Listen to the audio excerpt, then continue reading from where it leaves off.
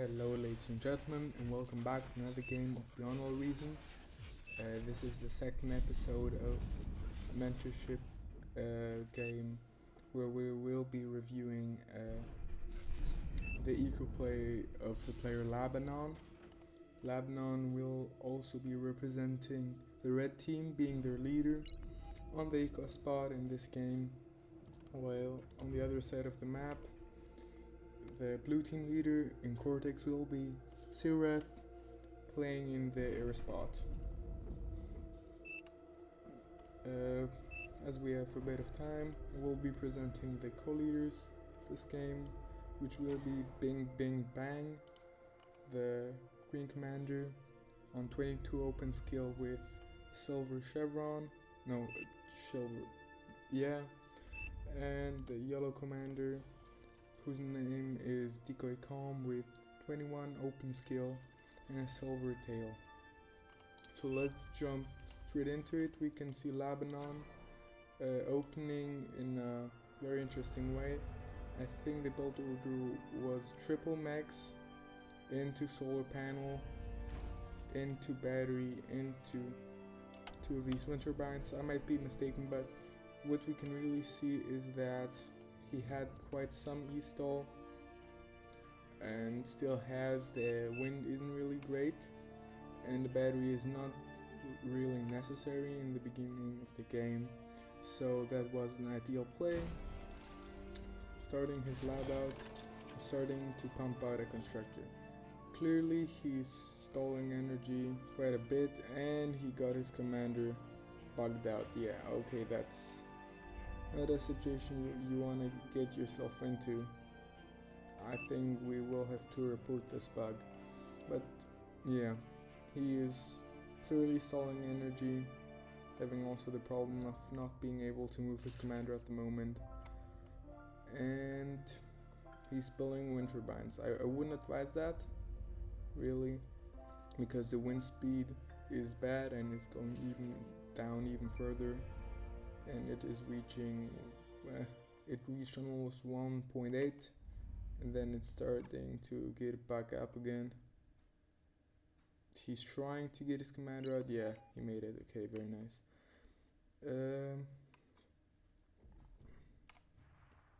I think he shared this constructor to his player Patmic, who's playing air.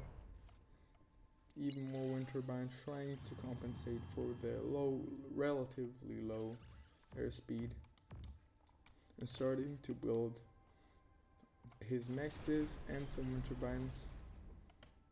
Yeah, I think building that many wind turbines and mexes, that many constructors generally, is not a good idea.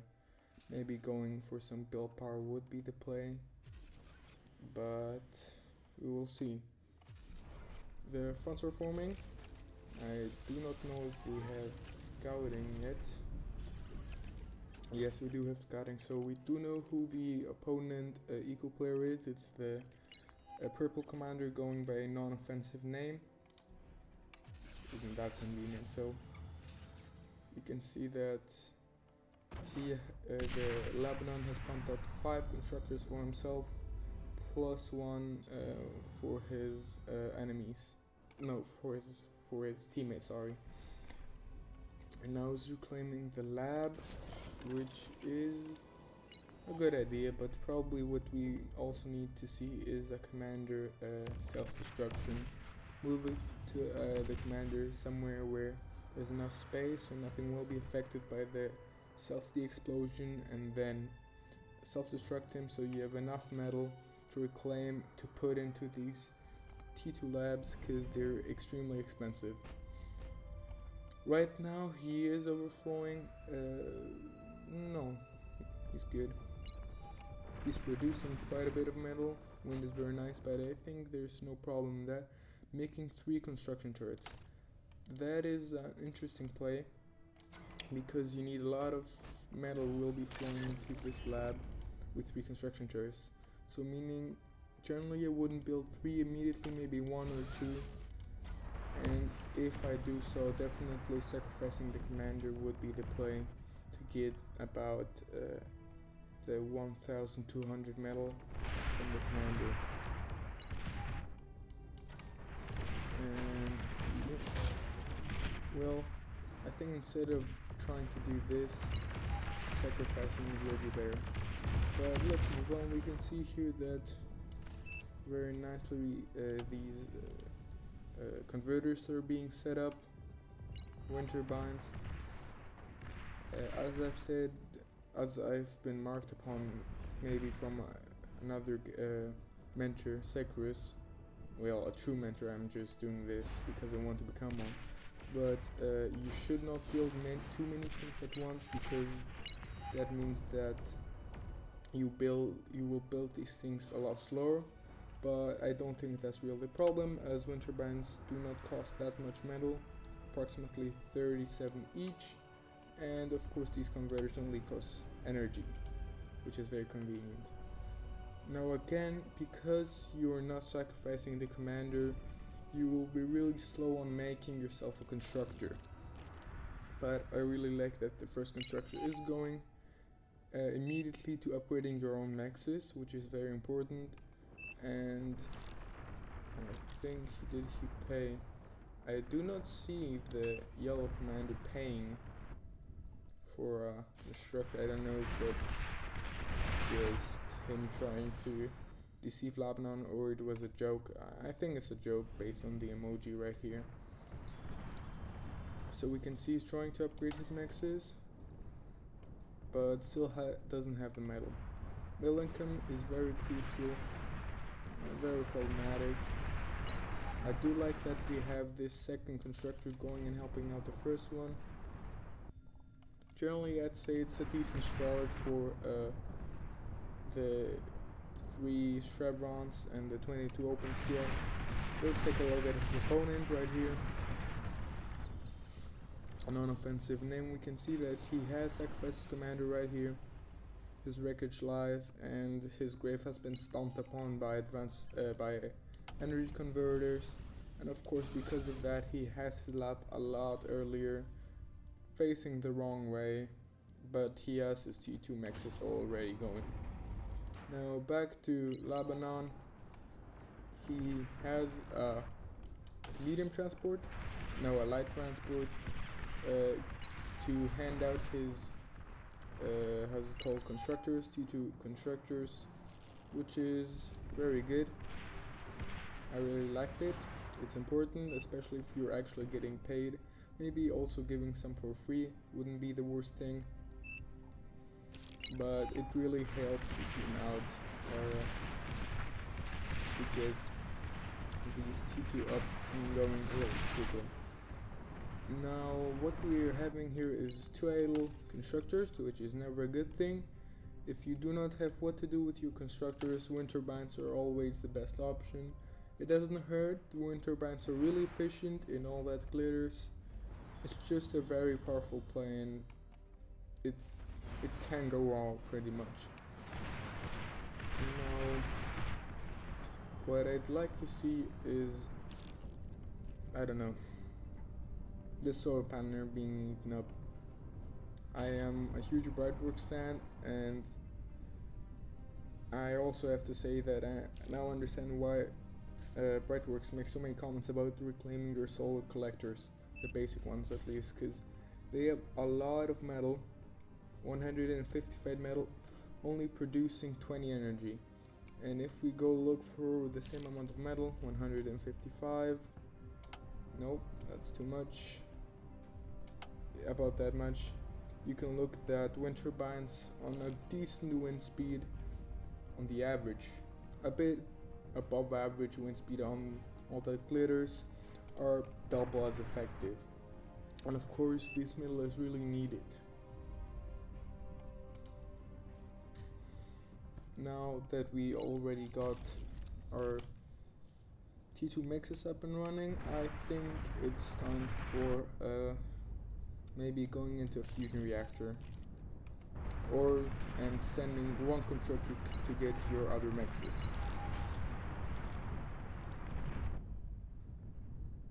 So sending this constructor will go to a teammate, maybe this constructor should go take your nexus right here, get support from your constructors that are waiting, which is really nice, and then start yourself some, what is it called, fusion reactors. A lot of things idling at the moment. I do not like that. Yes, I think we should start doing something. Fusion reactor would be the best play, I'd say. Eating up this lab, building a fusion reactor, and start scaling from there. I do not like what Lebanon is actually looking at. He's micromanaging, handing out the constructors, which is not the worst move, but definitely could be better.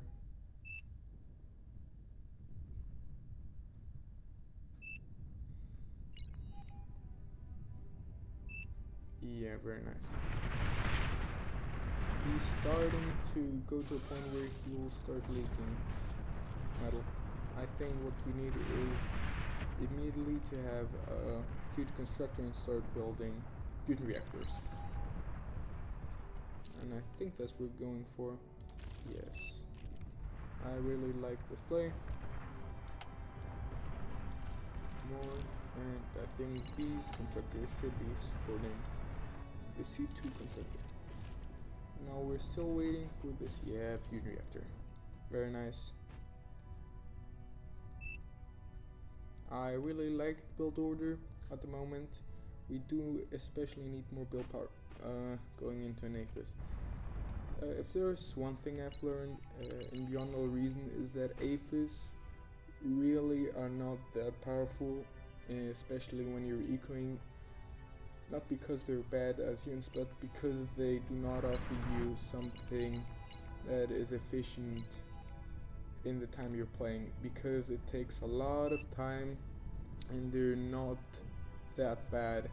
The fusion reactors, the normal, are not that bad, which means that if you have the option, well, you always have the option, if you want to go into an APHIS, you have to be 100% sure that you do have the time to do that. Otherwise, I'd always say continue your fusion reactor scaling until you can start building APHISes without thinking about, oh, I'm gonna stall energy, I'm gonna stall metal, and the rest of it. So right here we're starting to stall metal, which means this lab should be eaten up ASAP. But overall, I think we're in a good spot, I'd say. Taking a look at the opponent, we can see that he is ecoing like crazy. He has already eaten up his 2 lab, 1 defense in case any run bias comes, and he's currently on 1 fusion reactor and 2 advanced converters. Yeah, I think it's about time starting to make our own anti-nuke. It's about the 13-minute mark. I think that's a minimum time to have things going for you, an anti-nuke going for you. And I generally like these advanced converters. Now I'm still waiting for the APHIS is an interesting choice. If we really want to build the APHIS, definitely reclaiming the lab is necessary, but otherwise I'm not really against it. Yeah, it seems like we have the time. If you look at the fronts, we just killed 2 more. We had 1 of our commanders down, we traded commanders. It seems like problematic right here. There's all this metal right here. We'll go to the blue team as well as this metal. Oh, well, this metal goes to the red team, but it's not the best of options. Now what we're seeing is we're starting to stall metal, as I've said. Reclaiming this lab. T2 labs are extremely expensive. You want to eat them up if you want to continue scaling in. If you look at an APHIS, costs so much, and the advanced spot lab can pretty much pay for 1/3 of it, a bit less than that, and thinking that we're already at 1/3 and the metal we're going to produce in the future, eating it up will pretty much pay for the aphis. Now what we're seeing also is that the green fishes are starting to fight back. We're starting to lose our front. We still have no idea what our opponent eco player is doing. We do not know that there are units out here already. But if we actually get this fusion up and then get into T3, with the fusion you can get into T3 really easily. Oh, what happened there? Sorry, I didn't miss that, but no, yeah, sorry. I thought somehow that Lebanon got a lot of metal. Suddenly, no, that was his counterpart non-offensive name. We're finishing this aphis, but still we haven't eaten this lab yet, which is very unfortunate. Because having eaten this lab, we would have gotten it way quicker.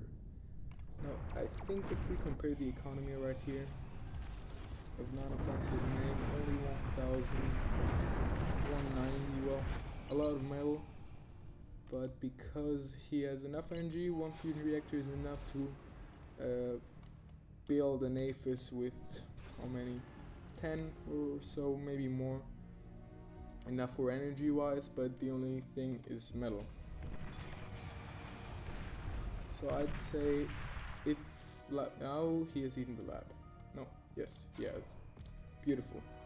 Very beautiful indeed, but I'd say it's kind of late.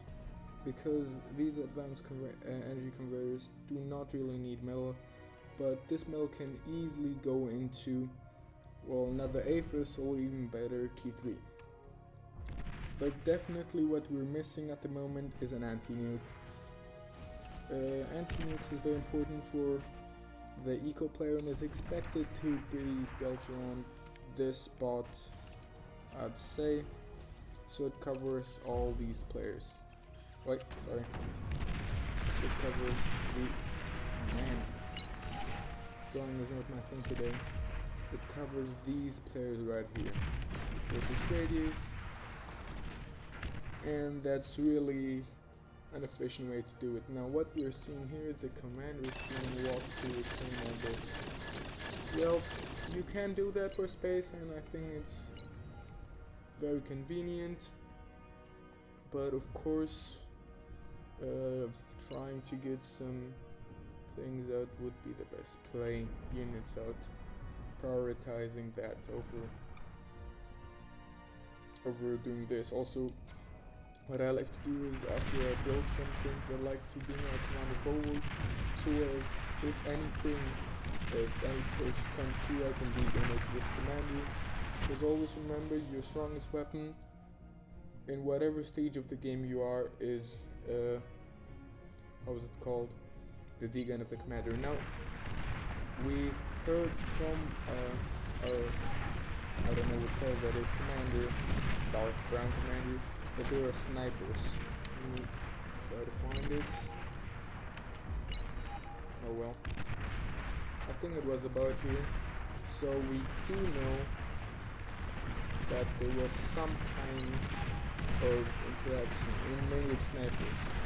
But we still do not know, I think, if they were from the commander, the first commander of the opposite team. So continuing to scale is something that I wouldn't advise, but of course it's your choice. Now we're getting into a time that you can consistently build aphises with no problem, without thinking. And I think what we should start doing here is, first of all, start building more energy converters. Obviously right now we do not have enough, but thinking about the T3 lab wouldn't be terrible. Prime location probably would be around here, so the most amount of, what's it called, constructors can reach it. These definitely can, but generally, yeah, I'd say most of them would be able to reach it. Now we're still scaling at this point, which is not a bad thing, but I still don't like it. As an eco commander, you should think about helping your team out as soon as possible, as soon as you feel like they need it. And getting pushed by snipers is not something your team enjoys. We clearly know there are some here. And we also know that we really can start this TE3 production with 3 aphises, 1 fusion reactor. Really easy to do. And we can pretty much push the enemy in a very powerful way. So if we're looking at the front at the moment, you can see this front is basically pushed in a very bad way. It's a mistake from the purple commander who isn't pushing. This front right here is getting absolutely obliterated, the spam, from the Silent Commander Million tech. And it's again a mistake that he's moving forward. We're just wasting metal at this point from the third commander. Also, Decoy commander is probably doing the best job, but it's still in a very difficult position. While right here, our pink commander is using rocket spotters to try to break the defenses of Bing Bang Bang. So we're pretty much losing at least half of our front. We should start responding, and we can see that we clearly first of all have a lot of metal overflowing. Building a T3 lab would be very easy, very viable. Building more con turrets also something we should think about. Here we go. Yeah, I think it's a great job of scaling, but we're at a point with 3 aphises, 1 fusion reactor. We can scale like as a secondary thing, meaning we can scale passively. We do not need to actively scale. We can use scaling as a... Sorry, what I mean by that is that scaling should not be your primary focus. It should be your secondary. You should be focusing on making units. And now what we're seeing is that we're clearly overflowing stuff and we do not have what to do. So I'm still saying building a T3 lab right here would be an amazing play. And I hope that we're gonna do soon. A T2 lab. Why? I'm just wondering. This is, I think, a huge mistake. You should not go for a T3 lab when you obviously have the economy for a much greater thing. Now, I did like that we zoomed out to see what is happening to a friendly. We should be already getting our response up in a way of forces or anything else. Another battle is happening. Visualize when you're playing Eco and you see an air battle happening, you should prepare some anti-air defenses in the way of you go through X, A, you build 1 here, 1 here, 1 here, 1 here, 1 here, so you're prepared. And if they're not needed, you just reclaim them. There's nothing bad in that.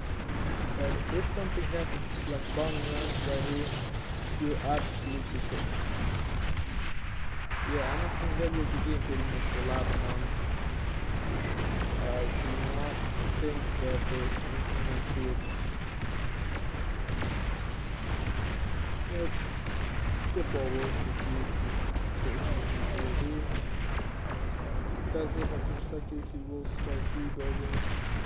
But I will fast forward as it's not really something important.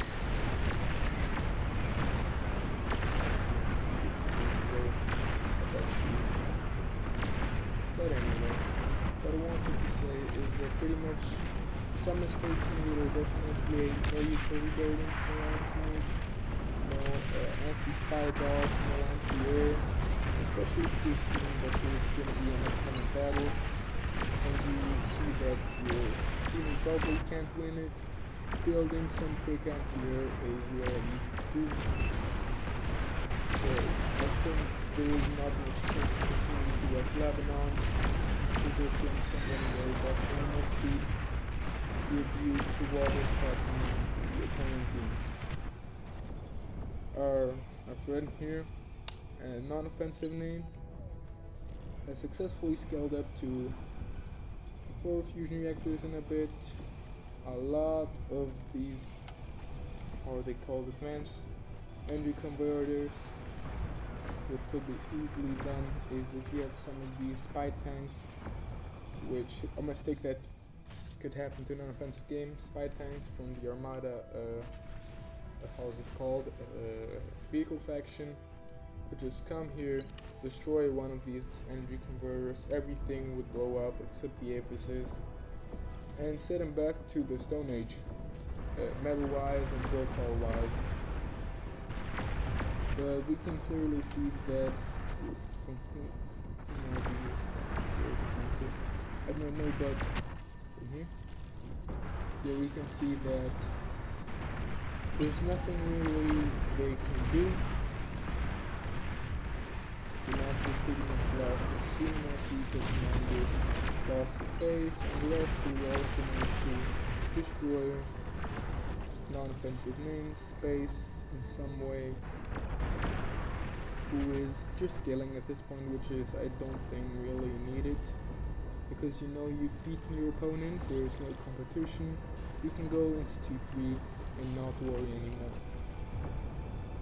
I think non-offensive name is kind of just stalling out the game at this point. But of course, sometimes it's better to be safe than sorry, which I think in this case, is what happens in this case. A very nice push from the Green Commander, a mix of fighter tanks, flak, turrets, attacking, and I think, yeah, it's pretty much a second bombing line coming through.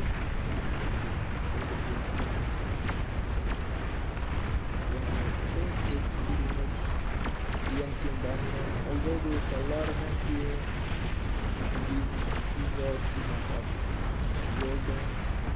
Really not that effective, but if they're in mass, they can do a decent amount of that. I think they're not doing that, but probably. They did manage to get up their payload. Yeah, and they pretty much finish off the repair, I think. Oh, they did. So one mistake with the repair right here that I want to comment is that he built his wind turbines too close. What he should have done is when you go into wind building mode, this is the standard layout. This is a layout where they won't chain reactor if they get bombed. Lebanon is trying to get back into the game at this point. I think the only reasonable way to get back is by macroing some units. You can also keep units for sniper, but I think it's just that the red team has lost. There's nothing they can do. The energy advantage, metal advantage, they counter everything is against them, which is the most problematic thing, and I think there's not even a lot of reason to continue this, this casting. I'm gonna speed up. We see that non-offensive name is picking up those, and will start the spam right here. Some teammates took with Lebanon stuff into lines to spread up the coming game. It won't really matter as the force starting to roll up T3 to the blue team. Clearly they have the advantage in there. I don't think this weapon can happen. So before this game finishes quite a bit, two things I want to really point out is first of all, try to build more utility structures, because it's extremely important that you do that if you want to avoid getting moved, to avoid getting bombed, anything like that. It's the top one priority. And the second thing is try to go fusion reactor scale. It's going safe. A safer play is always a better play. And I think the last play is very lovely and remembered.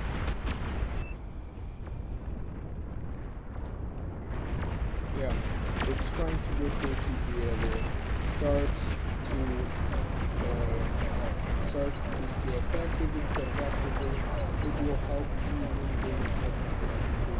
A lot, as not most people players will not scale like madman, because what happens if you do that, usually you lose, because when the enemy player has when Razorbacks attacking, you won't be able to defend against them.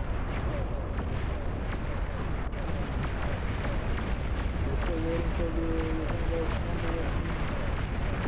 It's still streaming from my PC. If you have noticed, it should be running at 20x. It's running at 1 something. But it's pretty much it's for the game. It was decided on that first round, I'd say. I think it just went boom and that went wrong. And so it was close. But it's mainly about everything that's happening. All the tanks, all the spawn, there's nothing you can do. And I think that will be it. But we will see the download. I have watched the game like very down since about the 34-minute mark. I'm gonna stay for that. Okay. We have the last replay, the last bombing run. There's that replay up.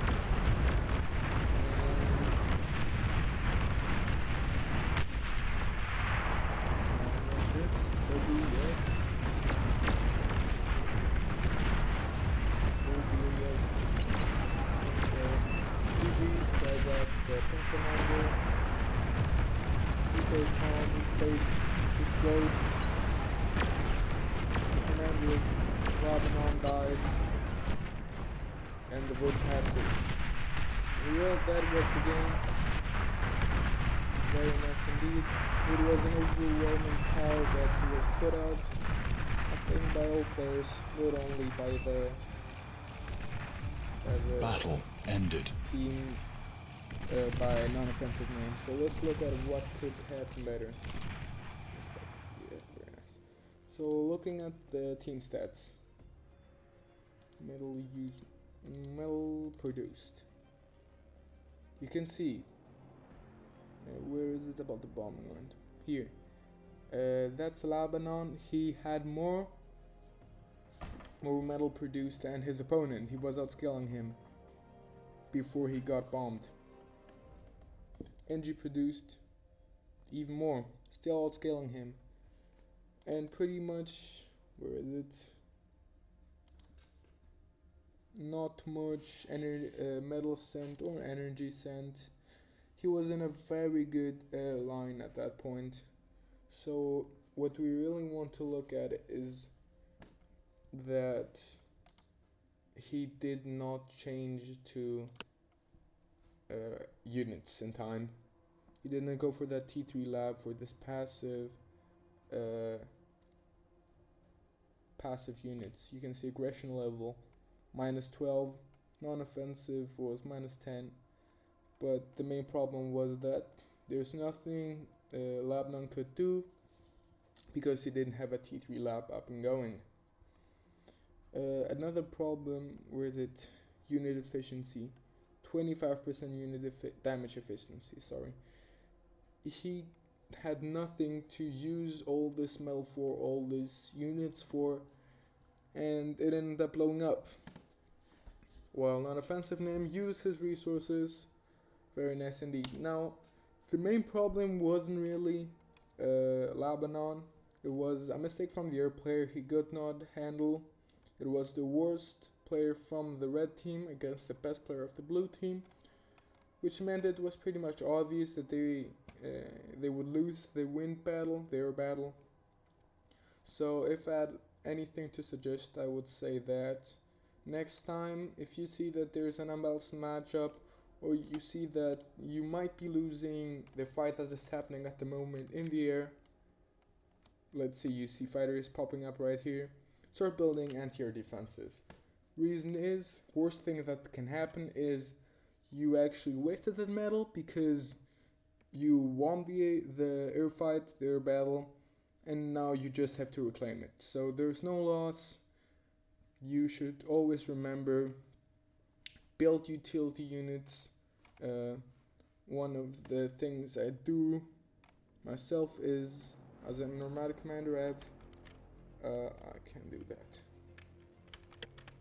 Yeah, here we go, a blueprint which has all the utility buildings you will need in an endgame, which are anti-air defenses, a plasma deflector, a tracer which is for spy bots and such, 2 Junos for any potential spam, take spam, and 1 long-range missile tower for bombers and bombing runs, again anti-air, and 4 of these more for accuracy stuff buildings. I do not remember how the pinpointers. And you, well, you start building it. For example, you start building the anti-nuke and some other stuff later, and then you can just plop the blueprint on top. Everything should go as planned, and you wouldn't have any problem with that. That was my video. Thanks for watching. I hope you could get some help from my advice. If you also need any of your games being mentored or just casted normally, you can send it over on my Discord. It's linked down below. And thanks for watching.